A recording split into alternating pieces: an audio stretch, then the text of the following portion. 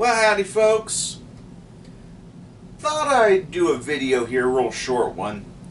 Actually, this one's going to be about, I'm going to say about 10 minutes in length because I'm just going to give you a little introduction. You may recall several years ago, excuse me, got to readjust in the chair.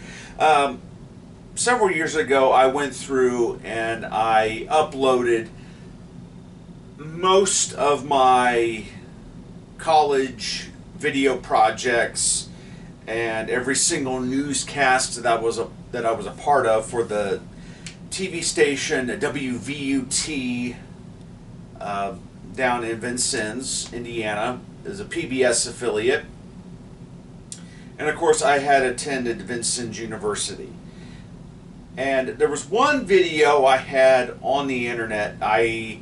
Last night I ended up deleting it and re-uploading it because as well as I'm going through and uploading all my movies into a digital server, I'm taking all my DVDs and Blu-rays and ripping them into a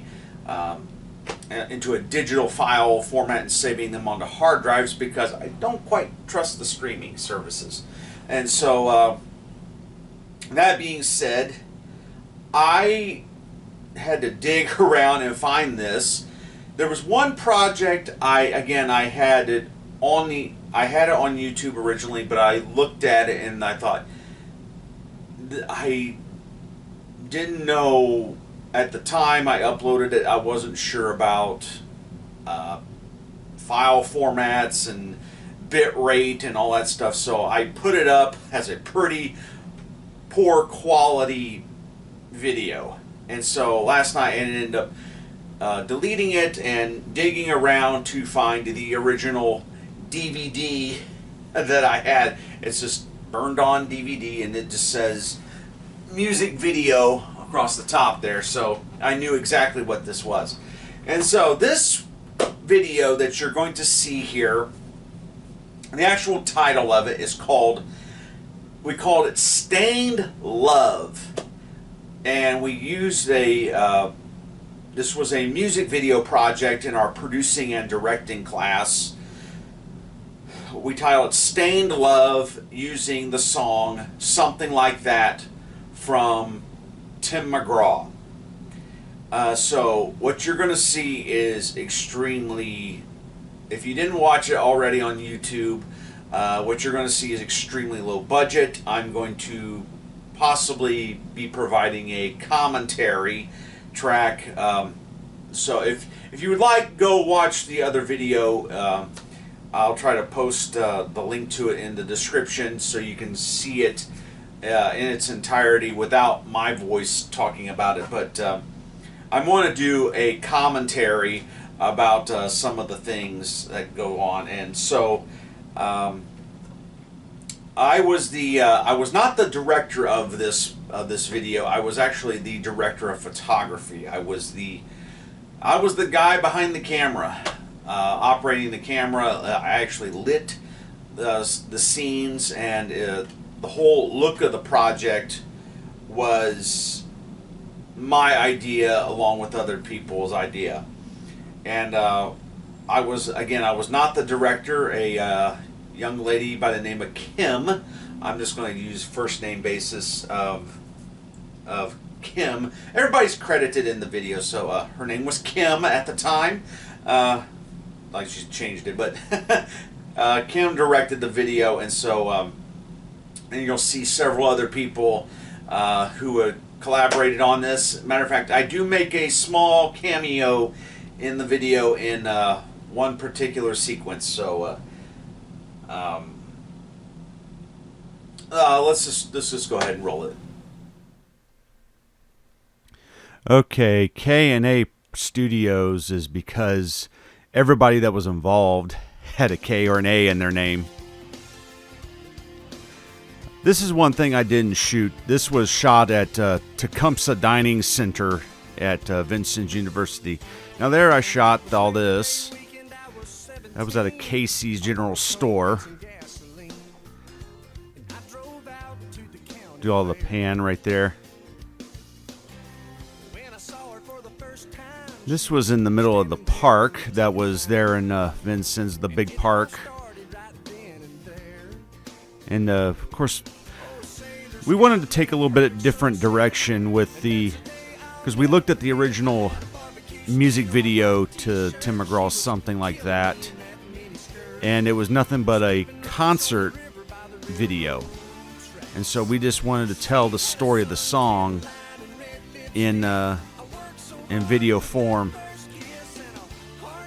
And so the break up here. I really wish you didn't have to go to college. So Here's Vincennes Reveille High School, where we just shot in front of the school. I'll find you when I get back. Be careful. And here's this shot right here got us disqualified for contest. There I am, sitting in front of our weather green screen at WVUT Studios, trying to make it look like we're on a actual airplane, but as you can see, it looks pretty fake. It's what we had. Yeah, some post-production effects that we had to make everything look in the past. Up here you'll see the movie theater that was abandoned by that time.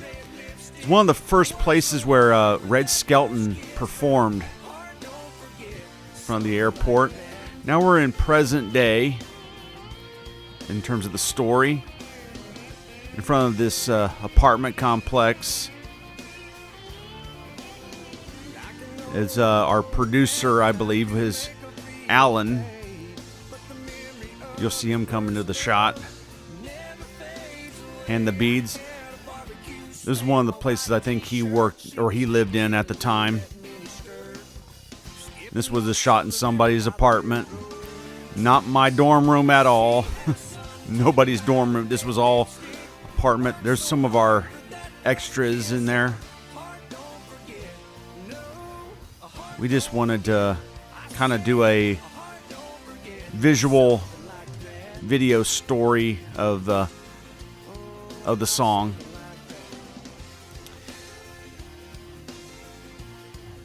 You have the last shot there, presenting a ring. And of course, you can imagine what would happen next. And here's our credits. What a Concept Productions came from a phrase that one of our professors used at the time. He liked to use the phrase, what a concept. He also sometimes liked to use the phrase, what a deal. As you can see, everybody is either named, begins with K or an A, except for our extras.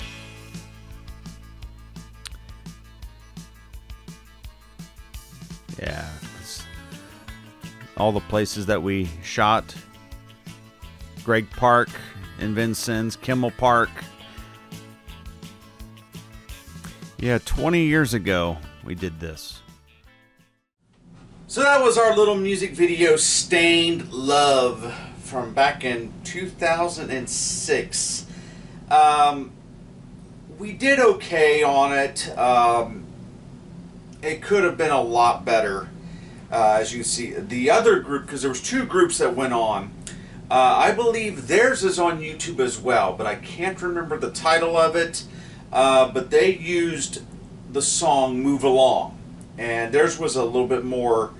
Theirs was a little bit more of a serious subject, and theirs dealt with a little bit more of a teen suicide and the turmoil that it does on a family. Matter of fact, the guy who directed that video was in ours. We kind of did a thing where it was kind of a I scratch your back, you scratch mine thing, where we had some of the people who were working in the other group appear as extras in ours, and some of the people who were in our group appeared in their video as extras as well. So we understood that, hey, you're going to need some help. You're probably going to need some people who are going to need to be in shots and stuff like that. So I didn't appear in theirs, but yeah, I was I was more than welcome. I was more than willing to do that, but they didn't ask me to do so, and so that's okay. So, but we just realized that that the city of Vincennes had wasn't a great big town, but there was a lot of places where we could tell a story, and plus we wanted to. I think unanimously we agreed on a country music song, and I think the majority of us did kind of either moderately like country music or just grew up listening to country music, and so we were quite satisfied. And it was several ideas were pitched. I think at one point we were talking about possibly doing "Jesus Take the Wheel" from Carrie Underwood, which was big at the time. She had just come out with that song and was making a huge hit out of it. But we had eventually settled on Tim McGraw's "Something Like That," because we also there was no YouTube in those days, but instead we had Yahoo Music. I think it was. We could look up Yahoo. They had a page that was dedicated to music videos, and you could punch up any music video in the world and watch it for free.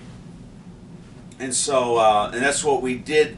When going into the producing and directing class, we talked about different things. We even talked a little bit about movies, and so, and I think that's what our professor was trying to get at, because when we shot this video, we storyboarded, we had a script, we had everything that you could think of just for this 4-minute video. And we realized how hard it was just to make a music video. And continuity was a big thing with us, because if you notice at the beginning of the video, the girl Kayla, who played the girl, she puts on a green jacket, and if you notice her shirt, it goes from white to black.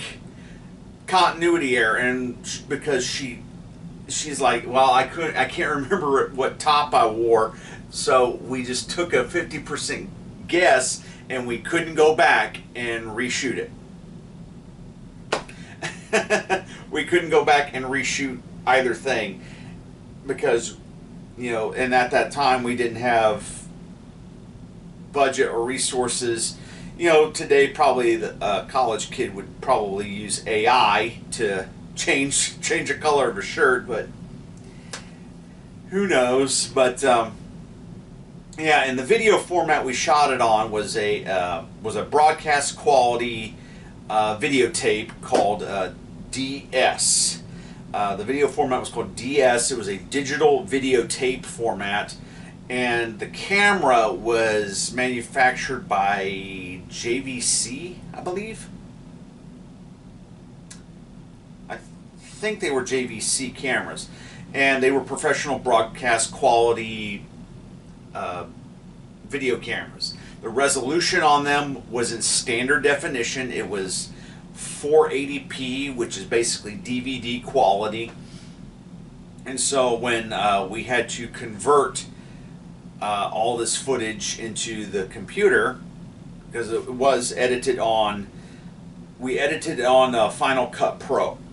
Kayla, also the girl that you saw, she was also the editor of the whole thing. She was the one putting the whole pieces together, and we were watching and contributing, and so the whole thing was edited on the non-linear editing system Final Cut Pro, and that was my first exposure, learning what Final Cut Pro could do, and of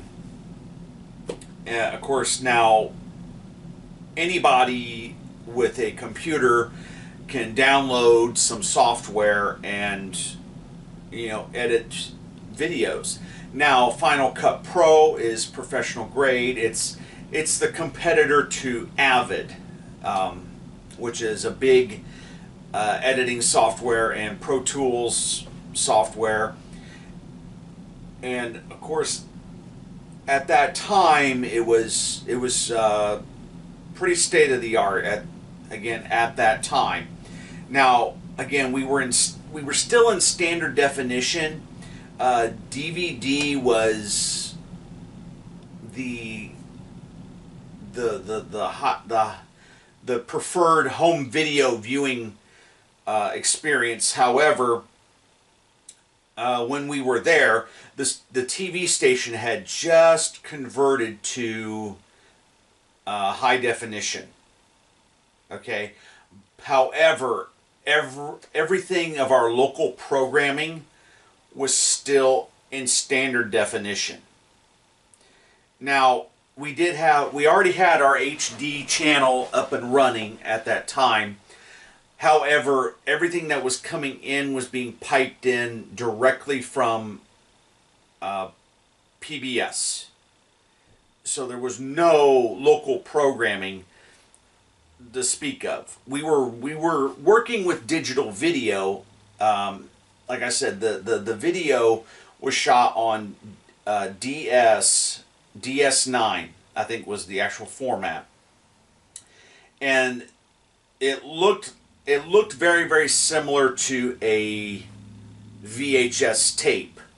Very, very similar, but there was some minor differences. The actual width of the tape was different. The speed was slightly different, and the cartridge was slightly different. But if you looked at it with the naked eye, you would say, "Well, this looks like a VHS tape," and it wasn't. It looked very, very similar, but it was not. Here, I'll show you. Here's a VHS tape and what that looks like. Okay, it looked similar to this, except the color was gray. The spokes looked the same. The width of the tape was different, and it was a bit more round in the cartridge. And so it would be easy to confuse with the naked eye, but you had to look for the little differences in the tape. And it was a digital format. It was ones and zeros instead of wave forms. And we had to convert it to the computer software. We had to convert it to another videotape format called Mini DV, which had the same resolution, and it was also a digital format. So digital transfer to digital you can duplicate digital multiple times and it really not affect anything. The only thing that it would affect is if you change the bit rate and or the resolution. Other than that, you can make perfect copies of digital, even on a tape format. And so we had to import it into the computer to do all the editing, the transition effects. The only thing was when we transitioned from when the couple meet at the park going to the side of the river, that was just me doing what they call a rack focus. And so it dissolved from one shot to a out of focus, and then I focus in on the couple as they're walking towards the water and just building that romance. And so we did okay on it, but the other group did better. But man, people don't realize how hard it is to make a music video. Now, and this is what my professor said. You saw how hard it was to make a 4-minute music video, doing continuity, set, your locations, lighting, remembering lines if you had lines, and things in the shot. And he said, okay, you saw how difficult it was to do a 4-minute music video, 4 to 5 minute music video. Imagine what it's like making a movie where you have to take all those principles and put it to a 2-hour plus, 90-minute to 2-hour movie. So yeah, that was Stained Love music video that I produced back in college 20 years ago. And thought I'd give some commentary and some insight on it. And it was, when shooting it, it was the best of times. It was the worst of times. There was actually some people were kind of this person has become a little bit difficult to work with. But we got through it. We survived. And as a matter of fact, some of the people involved have gone on to have very successful careers in broadcasting. I think our male lead, I think he is an anchor somewhere. Yeah, I think he's a news anchor somewhere, so I'm not quite sure.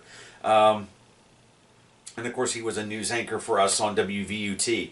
So, yeah, it was the best of times. It was the worst of times. And here I am still making and shooting videos. So, from me to you, see you later.